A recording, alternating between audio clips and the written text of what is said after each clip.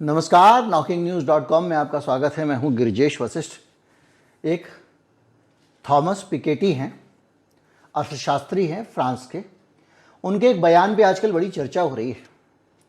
पूरा पूंजीवादी समाज उस पर लगा हुआ है और हमारे जो पत्रकार हैं, गोदी मीडिया वाले तो छोड़ ही दीजिए, उनको तो दूसरी कहानी है उनकी, लेकिन बाकी लोग भी वो जो एक नैरेटिव दे गए हैं हमारे देश के पूंजीवादी प्रधानमंत्री मनमोहन सिंह जी और उसके बाद मोदी जी जिसका पालन कर रहे हैं, उसी के दायरे में रह के उस पर चर्चा कर रहे हैं।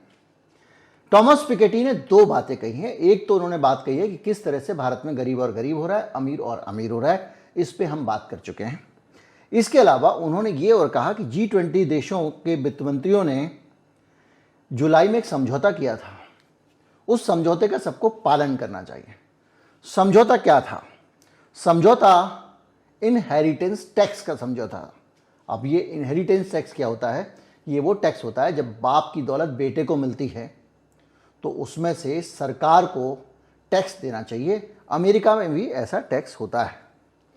मोदी जी ने, जब कांग्रेस ने इनहेरिटेंस टैक्स की बात की थी, कांग्रेस ने भी नहीं की थी, कांग्रेस के सैम पेत्रोदा जो हैं ओवरसीज सेल के, उन्होंने ये सुझाव दिया था कि भारत में अमीरों के ऊपर टैक्स बढ़ाना चाहिए क्योंकि अमीरों की हो रही है मौज।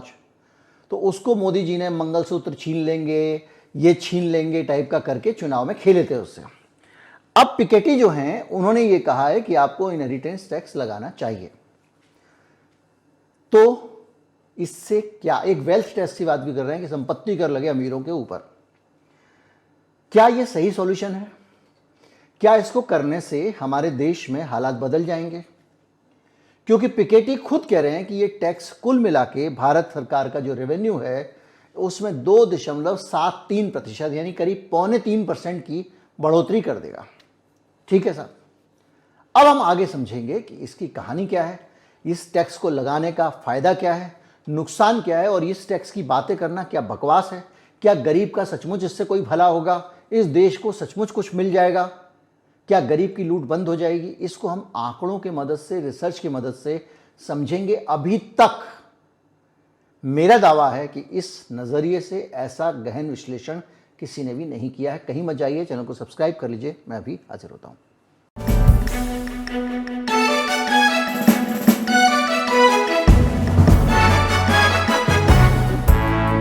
पिकेटी ने कहा है कि इनहेरिटेंस टैक्स भारत में गरीब को और गरीब, अमीर को और अमीर करने वाली जो नीतियां हैं उनको ठीक करेगा और उसके ज़रिए कहीं ना कहीं जो अमीर और अमीर हो रहा है और गरीब हो रहा है, इस पैटर्न को रोकने का काम करेगा। पिकेटी की बात का मतलब यह है कि अमीरों पे टैक्स बढ़ा दो, इससे राहत मिल जाएगी। लेकिन इससे क्या सचमुच भारत के गरीबों की बुरी हालत में सुधार हो जाएगा? 3% केंद्र सरकार ने अगर टैक्स बढ़ा लिया तो क्या गरीब आदमी उससे निकल पाएगा? क्या गरीब की लूट बंद हो जाएगी? मैं बार बार लूट, खसोट, चमड़ी उतार लेने जैसे शब्दों का इस्तेमाल कर रहा हूं, तो मैं क्यों कर रहा हूं? मैं कुछ आंकड़ों के कारण कर रहा हूं। और जो मैं आंकड़े दे रहा हूं वो ना तो कांग्रेस पार्टी को अच्छे लगने वाले हैं, ना बीजेपी को अच्छे लगने वाले हैं। उसकी वजह यह है कि ये दोनों समान रूप से इसके लिए जिम्मेदार हैं। कहानी शुरू हुई थी तब जब मनमोहन सिंह प्रधानमंत्री थे और वो अक्सर एक चीज़ दोहराया करते थे। उनके बहुत सारे जो आसपास के वित्त मंत्री, चिदम्बरम साहब भी थे उसमें, ये जो आजकल रमेश साहब जो हैं, जो राहुल गांधी के साथ बहुत दिखाई देते हैं, वो भी थे। और ये सारे जो पूंजीवादी विद्वान हैं, मनटेक सिंह आलूवालिया समेत, ये कहते थे कि ऐसा टैक्स होना चाहिए जिस टैक्स के दायरे में गरीब आदमी भी आए, भूखा नंगा भी आए। और इन गरीबों को हम जो सब्सिडी देते हैं, खाद पे सब्सिडी बंद की, दूसरी तरह की सब्सिडियां बंद की और कर के दायरे में सभी को लाया जाना चाहिए, ये कहा गया। और मिडिल क्लास के दिमाग में ये डाला गया कि तुम ही टैक्स देते हो बेटा, तुम ही लुटते हो और ये लोग मौज कर रहे हैं। अभी तक दिमाग में वो बैठा हुआ है। और ऐसे माहौल देश में बनाने के बाद गरीबों पे ऐतिहासिक दमनकारी टैक्सेशन करने का एक सिस्टम देश के लिए बनाया जाने लगा, जिसका नाम था, कांग्रेस पार्टी जिसको अब गब्बर सिंह टैक्स कहती है, जीएसटी को लाने का दिमाग इन्हीं का था। जीएसटी आया, हो सकता है कांग्रेस को इसमें यह कह सकती है कि बीजेपी ने उसको गलत तरीके से लागू किया, बुरी तरह से लागू किया, लेकिन जीएसटी जो है वो एक ऐसी व्यवस्था है जिसके कारण इस देश का गरीब और गरीब होता चला गया। इस बात को समझने के लिए आपको कुछ आंकड़ों के ऊपर जाना पड़ेगा। मैं बहुत सीमित केवल एक ही आंकड़ा ले रहा हूं और वो आंकड़ा मैं ले रहा हूं वर्ल्ड इनइक्वालिटी रिपोर्ट। दुनिया में विषमता की जो रिपोर्ट आती है उसको ले रहा हूं। उसमें मैं ऑक्सफैम के आंकड़े नहीं ले रहा हूं, दूसरे आंकड़े नहीं ले रहा हूं जो अलग अलग समय आपको वीडियो में देता रहता हूं। उन आंकड़ों के आधार पे हम समझेंगे कि ये टैक्स किस तरह से गरीब आदमी के लिए मौत बनता जा रहा है। 2014 में जब मोदी जी सरकार में आए तो इस देश में गरीब, जीएसटी उसके बाद आया इसलिए मैं 2014 का रेफरेंस ले रहा हूं, कांग्रेस का लेने का कोई मतलब नहीं है।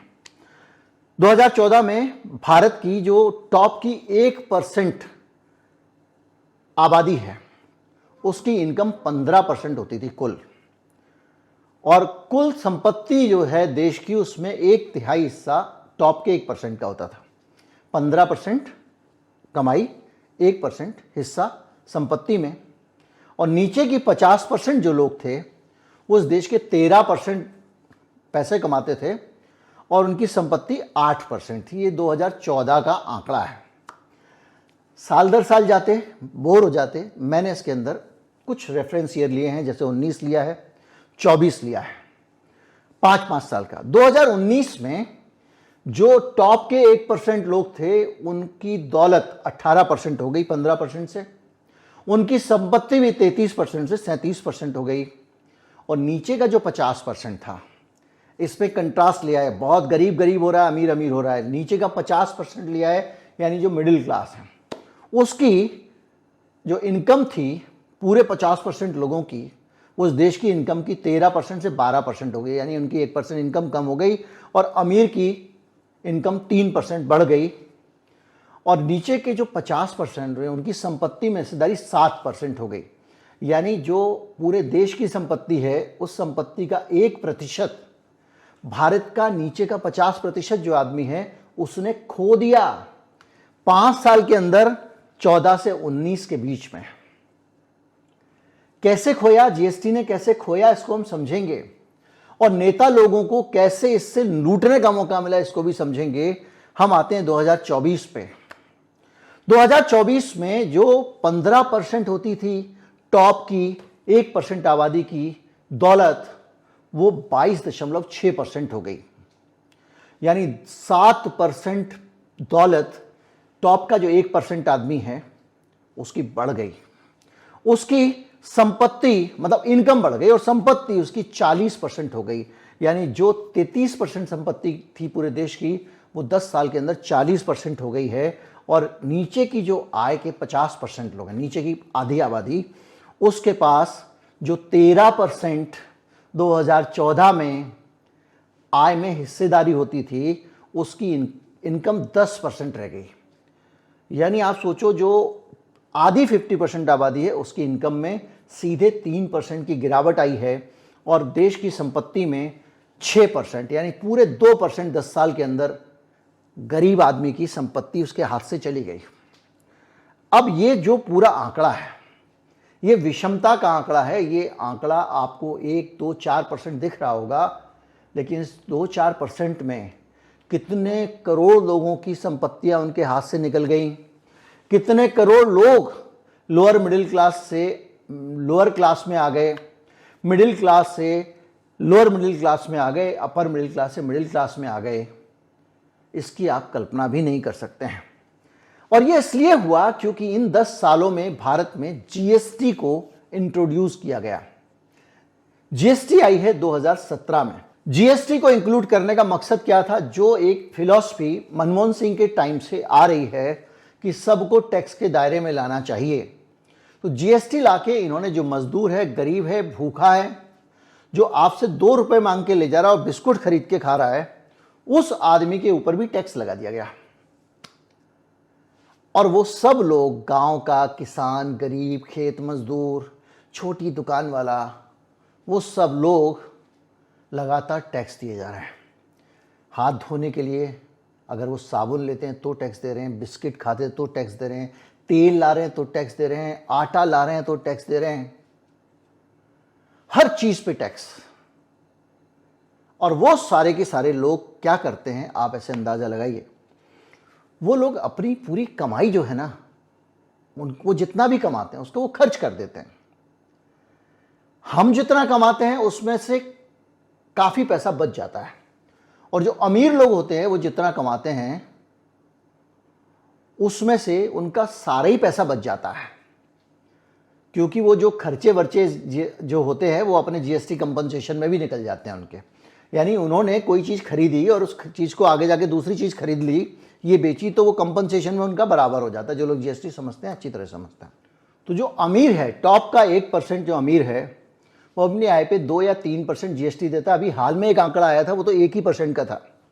और जो गरीब आदमी है वो 10 से 15% अपनी इनकम पे जीएसटी दे रहा है। यानी गरीब आदमी अगर 100 रुपये कमा रहा है तो 15 रुपये टैक्स दे रहा है, और अमीर आदमी अगर 100 रुपये कमा रहा है तो 3 रुपये टैक्स दे रहा है।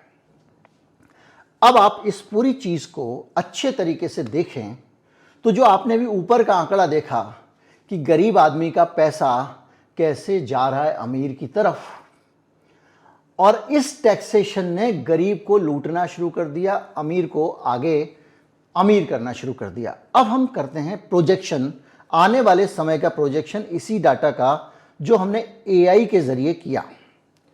अगर जीएसटी के साथ रहते हैं हम 2034 में, जो कि हमारे सामने है कि रहेंगे ही रहेंगे, बल्कि 2029 में 5 साल बाद, तो ये जो इनकम 15% होती थी 2014 में अमीरों के पास में, अमर भारत की पूरी कमाई में से जो 15% अमीरों के पास जाता था, वो 24% चला जाएगा 2029 में, और 2034 में ये 26% चला जाएगा। इसी तरह से भारत में जो दौलत है जो 33% होती थी, वो 2029 में 42% हो जाएगी, और 2034 में 44%। यानी देश की जो दौलत 1/3 होती थी अमीर के पास, वो आधी दौलत अमीर के पास चली जाएगी। ये सिर्फ 10 साल का प्रोजेक्शन बता रहा हूं मैं आपको। अब अगर आप टॉप नीचे के 50% लोगों पे आते हैं, आप सोचिए आंकड़ा बनाने वाले ने भी नीचे की 50% आबादी शामिल कर दी है। अगर ये नीचे की 20% रखता या 10% रखता तो जो तस्वीर इतनी भयावह होती कि आप सोमालिया की पुरानी तस्वीरें जो हैं वो, तो जो 13% 50% आधी आबादी इस देश की टोटल इनकम में से सिर्फ 13% कमाई करती थी 2014 में, और जो घटते घटते 2024 तक 10% रह गई थी, वो 2029 में 9% और 2034 में 8% हो जाएगी। यानी आधी आबादी की इनकम 8% ही होगी। पूरे देश में जितनी इनकम हो रही है उसमें से 50% लोग जो हैं वो 8% कमाई से ही अपना घर चलाएंगे, और जो देश की दौलत है उसमें उनकी हिस्सेदारी जो 8% थी वो 2034 आते आते 4% हो जाएगी, 29 में 5% और 34 में 4%। यानी इस आंकड़े को अगर आप समझो तो केवल 34 आते आते 20 साल के अंदर इस देश की 50% आबादी की आधी संपत्ति छिन जाएगी। आधी संपत्ति छिन जाएगी, और अमीरों की जो संपत्ति है वो बढ़ जाएगी, 13 से 26% हो जाएगी, यानी 11% बढ़ जाएगी। आप इससे अंदाजा लगाइए कि 4% कुल मिला के ऐसे समझ लीजिए, संपत्ति की अगर बात करें, आय को छोड़ दें, तो जो 4% संपत्ति 8% से होने वाली है 20 साल में हिंदुस्तान के आम आदमी की, अमीर की वो संपत्ति 33% से 44% हो जाएगी। यानी इनकी संपत्ति जो आधी आबादी, हिंदुस्तान के 50% नीचे के लोग हैं, इनकी संपत्ति हो जाएगी आधी, और उनकी हो जाएगी 3 गुनी। अब अगर जो मैं कह रहा हूं कि जीएसटी तुरंत हटा देना चाहिए, अगर मैं जीएसटी हटा देता हूं तो 2029 में जो 24% मामला जाने वाला है वो वापस 20% तक चला जाएगा। इस देश की टोटल इनकम में से जो 2034 में 29 में 24% कमाने वाले थे लोग, अमीर लोग, वो लोग 20% ही कमा पाएंगे, और जो गरीब आदमी है उसकी संपत्ति जो 5% हो जाने वाली थी वो 7% हो जाएगी। यानी गरीब आदमी की संपत्ति फिर से आ जाएगी इसी तरह से 2034 में जीएसटी के साथ, जैसा मैंने आपको बताया कि 26% आमदनी 1% लोगों की होगी, वो बिना जीएसटी के लिए 18% ही रह जाएगी। और गरीब आदमी जो है वो 8% संपत्ति हासिल कर लेगा, यानी 2014 में जितनी संपत्ति उसके पास होती थी। ये एआई के जरिए क्रिएट किए गए प्रोजेक्शंस हैं, तो वो 8% हो जाएगी। यानी जहां 2014 में था हिंदुस्तान का गरीब आदमी, हिंदुस्तान की आधी आबादी, वो वापस वहां पहुंच जाएगी, उसकी संपत्ति उसी स्तर पे पहुंच जाएगी जो आते आते जो है वो आधी हो गई थी। इसी तरह से बिना जीएसटी के 2000 जो देश की टोटल आमदनी है वो 2029 तक 11% और 2034 तक 12% हो जाएगी। आंकड़े आपको समझने में अगर दिक्कत हो रही है, मैं इनको एक टेबल बना के, इससे आप अंदाजा लगा सकते हैं कि जीएसटी किस तरह से इस देश में गरीब को और गरीब, अमीर को और अमीर बना रहा है, कैसे जीएसटी ने इस देश को लूट लिया है। हमारे सामने जब बात की जाती है तो कहा इनहेरिटेंस टैक्स लगा दो, ये लगा दो, वो लगा दो। अब ये नेता जीएसटी क्यों चाहते हैं भाई? मान लिया कि वर्ल्ड बैंक का एजेंडा होगा, आईएमएफ का एजेंडा होगा, सब पे टैक्स लगाओ, ये करो वो करो, लेकिन नेता जीएसटी क्यों चाहते? क्योंकि इनका एजेंडा तो ये भी है सरकारी खर्चा कम करो। लेकिन सरकारी खर्चा तो कम नहीं हो रहा है। क्यों नहीं हो रहा है? सरकार नए नए संसद भवन पता नहीं क्या क्या बना रही है। तो इसको हम समझते हैं। दरअसल हुआ क्या, इस देश में जीएसटी लगाने के बाद 140 करोड़ लोग सरकार के पास लगान वसूलने के लिए उपलब्ध हो गए। सबकी तरफ से पैसा आने लग गया। राज्य तैयार नहीं थे तो राज्य को कहा, अरे भाई तुमको क्या चाहिए बोलो। बोले जी हमको ये वो हमारा। बोले कोई टेंशन की बात नहीं है, तुम्हारा जो टैक्स तुम लेते थे ना, जो तुम्हारा 2014 में तुम टैक्स लेते थे, हर साल तुम्हारी आमदनी 14% बढ़ा देंगे, बस तुम जीएसटी पे साइन कर दो। हर साल 14%। नाम दिया गया जीएसटी कंपनसेशन। अब आप सोचिए कि राज्य सरकार हर साल 14% अपनी इनकम बढ़ा रही है और जिसकी 14% नहीं बढ़ी, केंद्र सरकार कह रही है तुमको हम देंगे। कैसे देंगे? तो तुमको देने के लिए बाकी राज्य जो है ना, जिनकी जीएसटी कलेक्शन 14% से ज्यादा जिनकी आमदनी बढ़ रही है, उनसे वसूल करेंगे हम। तो एक क्या किया, जीएसटी का सेस लगा दिया पूरे देश में। और वो सेस लगाया, वो जीएसटी के ऊपर टैक्स पे भी टैक्स था, और वो टैक्स पे भी टैक्स वसूल के उससे जो पैसे आते थे वो उन स्टेट्स को देती है सरकार जिनकी कमाई 14% की रफ्तार से नहीं बढ़ी। अब आप इसका पिच समझिए। 14% नहीं बढ़ी तो हमने तुम्हारी दूसरी तरफ से जनता से और वसूल के बढ़ा दी। अब क्या? अब ये कि जिसकी 18% बढ़ी, जिसकी 20% बढ़ी, उसकी तो मौजी मौज हो रही है, वो तो दोनों हाथों से लूटे जा रहा है। तो कुल मिला के राज्य सरकार को कम से कम 14% टैक्स सुनिश्चित कर दिया गया। और ये कमिटमेंट 5 साल का था। 5 साल 22 में खत्म हो गए, 17 से व्यवस्था लागू हुई थी। अब भी 24 हो गए हैं, सरकार दिए जा रही है, सेस वसूले, जनता से वसूलना है, लूटना है, लूट लो। तो इससे क्या हुआ? इससे हुआ कि राज्यों के पास बहुत सारा टैक्स आ गया। अब एक नेताजी बैठे हुए हैं, उनको लग रहा है यार इतना सारा पैसा आ गया टैक्स में, क्या करें? तो टैक्स का पैसा जरा मेरे घर में कैसे जाएगा? ये होगा ना भाई, कोई भी आदमी उसको लगे इतना पैसा मेरे हाथ में है, कुछ मेरे हाथ में भी तो लगना चाहिए यार, यहाँ से निकल रहा है तो मेरे हाथ में भी लगे। तो उनको लगा इसको आइडिया ये हो सकता है कि इस पैसे को हम टैक्स कम करने के बजाय, जनता को फायदा पहुंचाने के बजाय, इस लूट लगान को कम करने के बजाय हम खर्चा करना शुरू कर देते हैं। तो बोले खर्चे से तो घर में पैसा कैसे नहीं आएगा? मैं बनाऊंगा एक से एक ठेके देने वाले प्रोजेक्ट। ठेके दूंगा लोगों को, हाईवे का ठेका दूंगा, महल बनाने का ठेका दूंगा। बोले क्या? सड़क 4 बार सड़क बनाओ, ग्रिल लगी हुई है लोहे की, नगर निगम बोले कि तोड़ के स्टील की लगा दो, फिर तोड़ के दूसरे डिजाइन की लगा दो। ग्वालियर में, दिल्ली में पुलिस हेडक्वार्टर के सामने की ग्रिल 4 बार 4 डिजाइन की बदल चुकी है। सड़कों के साइन बोर्ड के डिजाइन बदल दो, और कुछ नहीं तो हम जो है G20 करेंगे धूमधाम के साथ में। तो क्या होता है, इससे हाथ में रह जाता है पैसा थोड़ा लगा हुआ। ठेका दोगे, ठेकेदार कमीशन भी देगा। अभी हाल में मैंने आपको बताया था कैसे 10% कमीशन चाहिए होता है। ठेका दोगे तो ठेकेदार कमीशन भी देगा, प्रोजेक्ट दोगे तो प्रोजेक्ट पे पैसा भी मिलेगा। और भ्रष्टाचार के मामले आप देखिए, अडानी जी तक को रिश्वत खिलानी पड़ रही है, जो मोदी जी के खास आदमी है। तो ये जो है, इस व्यवस्था में नेताओं को लगा ये सही है, मैं पैसा अपने पास ऐसे तो ले नहीं सकता हूं, तो मैं इस टैक्स से खर्चा करूंगा और इसका नाम रख दूंगा विकास कार्य। और ये जो विकास कार्य हो रहा है, इस विकास कार्य में मैं आपके टैक्स का पैसा लगाता जाऊंगा, और जहां जहां पैसा लगाऊंगा वहां से थोड़ा बहुत तो मेरे हाथ में लगा हुआ रह ही जाएगा। गोबर भी जमीन से उठता है तो मिट्टी लेके उठता है। तो कमीशन और भ्रष्टाचार ब्यूरोक्रेसी से लेके नेताओं तक सबकी पौवारा हो गई, क्योंकि खजाने में आ गया था पैसा।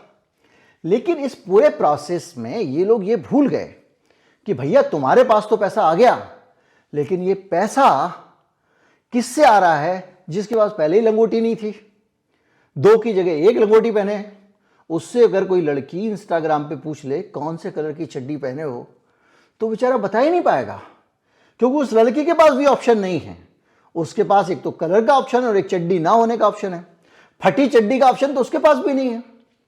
तो इस फटी चड्डी वाले की जो फटी चड्डी छीनते गए, उसी का नतीजा मैंने आपको आंकड़े बताए कि जीएसटी आने के बाद गरीब किस तरह लुट चुका है। और पूरी दुनिया के लोग चिंता कर रहे हैं, और ये फ्रांस वाले ने भी की। लेकिन फ्रांस वाले ने जो चिंता की, उस चिंता में टैक्स बढ़ाने की बात की। इस चिंता में उसने गरीब आदमी को टैक्स से बचाने की बात नहीं की। अमीर आदमी को टैक्स से बचाने के बारे में तो सरकार ने सोच लिया, क्योंकि सरकार ने बहुत सारे ऐसे काम किए जिससे जनता को फायदा होता था। जनता को नहीं, अमीरों को फायदा होता था। जैसे कि कॉरपोरेट टैक्स हिंदुस्तान में कम कर दिया गया, वेल्थ टैक्स था खत्म कर दिया, इससे अमीरों को लाभ हुआ। कॉरपोरेट टैक्स में कटौती कर दी, और धीरे धीरे ऑक्सफैम की रिपोर्ट ही मैंने आपको बताई थी, पैसा इनके पास सिमटते चला गया। अब क्या हो रहा है कि ये जो नीतिगत असंतुलन है, जो पॉलिसीज का घटिया बैलेंस है, इसके कारण असमानता लगातार बढ़ती जा रही है। आंकड़े में आपको बता चुका हूं। अब इस अमीर और गरीब के बीच की जो खाई बढ़ रही है, इसका दुष्परिणाम क्या होता है, जो लोग समाज शास्त्र जानते हैं वो जानते हैं। जब गरीब के पास एक हद से ज्यादा कंगाली आ जाती है, तो वो 2 काम करता है। शुरू में वो अपराधों के जरिए अपना गुजारा चलाने की कोशिश करता है, और बाद में संगठित होकर अपना हक छीनने लगता है, जैसा कि कार्ल मार्क्स लिख के गया, जैसे कि और भी बहुत सारे दुनिया के फिलोसोफर ने लिखा। और ये जो सामान्य प्रशासन है, जनरल एडमिनिस्ट्रेशन है, और ये जो ब्यूरोक्रेसी के लोग हैं, ये लोग अच्छी तरह से इस बात को जानते हैं, क्योंकि इनको इसको पढ़ाया जाता है। विषमता ज़्यादा नहीं बढ़नी चाहिए, क्योंकि रिजीम के लिए खतरनाक होती है। ये जो गरीब लोग हैं, ये एक दिन सरकार पलट देंगे। तो इनको संतुष्ट कैसे रखा जाए? तो पूरी दुनिया में जो पूंजीवादी व्यवस्था है, वो अमीर को और अमीर बनाती है, और गरीब आदमी को भूखा ना मर जाए टुकड़े देती रहती है। भारत में एनजीओज उसके बाद ही आना शुरू हुए, जब पूंजीवाद आ गया, जब मनमोहन सिंह पूंजीवाद ले आए, और यह समझ में आया कि गरीब आदमी का धन अमीर की तरफ हम करेंगे तो गरीब तड़पे ना, तो उसको कहीं ना कहीं राहत देते रहो। ये जो 80 करोड़ लोगों को जो अनाज देने की स्कीम है, ये उसी तरह से ये है कि भाई तू भूखा नहीं मरेगा, कम से कम तो जुबान नहीं खोलेगा, शांत रखने की कोशिश है। ये आप जो अलग अलग कार्ड दे देते हो, या कांग्रेस पार्टी नरेगा मनरेगा लेकर आई थी, ये उसी तरह से उसको पैसिफाई रखने की जरूरत है कि भाई ठीक है, हम तेरी चड्डी छीन लेंगे, लेकिन फिर भी तू ढक सके, इसका इंतजाम कुछ किए रहेंगे। लेकिन ये कब तक? क्योंकि इस रफ्तार से, जिस रफ्तार से ये बदलाव आ रहा है, ये 100 साल में बदलाव आते हैं, जिनका मैंने 20 साल में आपको प्रोजेक्शन दिया है। तो ये जो तब रफ्तार से बदलाव आ रहे हैं, एक के बाद एक, इसके बाद तो व्यवस्था को संभालना मुश्किल हो जाएगा। और ये ध्यान रखिए, ये जो रफ्तार है, ये बढ़ भी सकती है, और ज्यादा भी तरीके से ये विषमता बढ़ सकती है। तो ये एक देश की सबसे बड़ी चिंता है। अब सरकार का क्या कहना है? सरकार का कहना है कि हम इनहेरिटेंस टैक्स लगा देंगे, अगर विरासत पे टैक्स लगा देंगे तो अमीर लोग भाग जाएंगे। ये उस अर्थशास्त्री के जवाब में सरकार ने कहा है।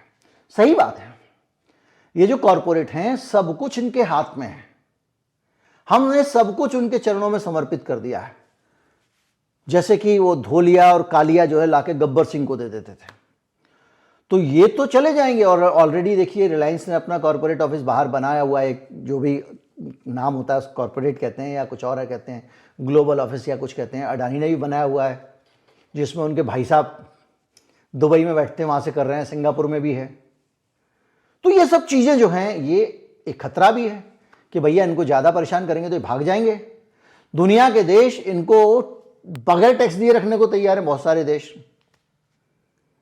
तो ऐसे सिचुएशन में अब क्या रास्ता है? सिर्फ ये रास्ता है कि आपका जो टैक्स कलेक्शन का और जो फाइनेंस का सिस्टम है उसको सुधारिए। गरीब आदमी को टैक्स के दायरे से बाहर करिए, अमीर पर टैक्स लगाने के बजाय। और अमीर के ऊपर अगर आप टैक्स लगा रहे हैं तो उसको भी सिलसिलेवार तरीके से लगाइए। इंदिरा गांधी के समय में 90% से ऊपर तक टैक्स अमीरों से वसूला जाता था। कोई बिरला छोड़ के नहीं गया, कोई टाटा छोड़ के नहीं गया। दम होनी चाहिए बेटा, तू देश छोड़ के चला जाएगा तो बिजनेस यहीं छोड़ना पड़ेगा तेरे को अपना। 2 मिनट में सारी अकल टाई टाई फेस हो जाएगी। और ये करना ही पड़ेगा ना भाई। अनंत अंबानी मुकेश अंबानी की दौलत से अरबपति बन जाएगा। तूने तो कुछ नहीं किया। तो अमेरिका कहता है तूने कुछ नहीं किया तो ठीक है, पिताजी की दौलत ले रहा है ले ले, लेकिन कुछ पैसा देश को दे, बाकी अपने पराक्रम से जो करना कर लेना। निचोड़ की बात यह है कि हिंदुस्तान जीएसटी के कारण 7-8 साल के अंदर ही बेहद खतरनाक स्थिति में पहुंच गया है। गब्बर सिंह टैक्स आम आदमी को पूरी तरह से निचोड़ चुका है और पैसा ऊपर की तरफ जाता जा रहा है। जिसके पास पैसा, सारा जीएसटी से पैसा उसके पास जाता जा रहा है, अमीर के पास। और सरकारी योजनाएं भी, सरकारी पैसा भी अमीरों को ही मिल रहा है। डिस्काउंट पे जमीन भी अमीरों को मिल रही है। बैंक के कर्जे भी अमीरों के माफ हो रहे हैं। हेयर कट भी अमीरों का ही पैसे कर्जों में हो रहा है। बैंकों का पैसा भी अमीरों को ही जा रहा है, लोन भी अमीरों को जा रहा है। ये सब मैं आपको लगातार बताता रहता हूं।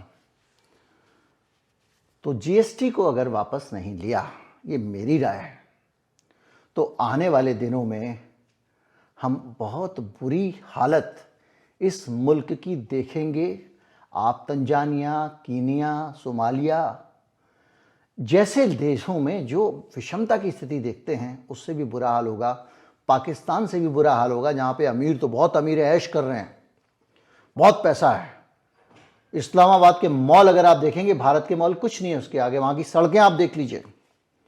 लेकिन गरीबी इतनी है कि आदमी 2 वक्त पेट नहीं भर पा रहा है।